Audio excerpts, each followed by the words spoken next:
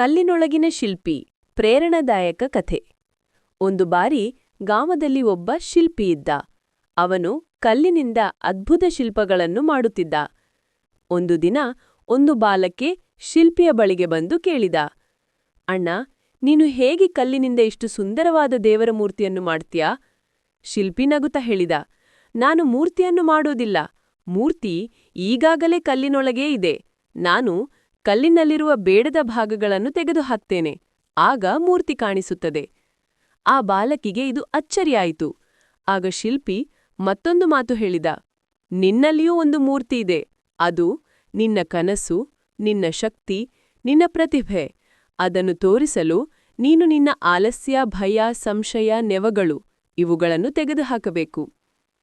ಪಾಠ: ಪ್ರತಿಯೊಬ್ಬರಲ್ಲೂ ಒಂದು ಮಹತ್ವದ ಶಕ್ತಿ ಕೂಡಿದೆ. ನಾವು ನಮ್ಮೊಳಗಿನ ಬೇಡದ ಗುಣಗಳನ್ನು ತೆಗೆದುಹಾಕಿದರೆ ನಾವು ಶಿಲ್ಪದಂತೆ ಹೊಳೆಯಬಹುದು.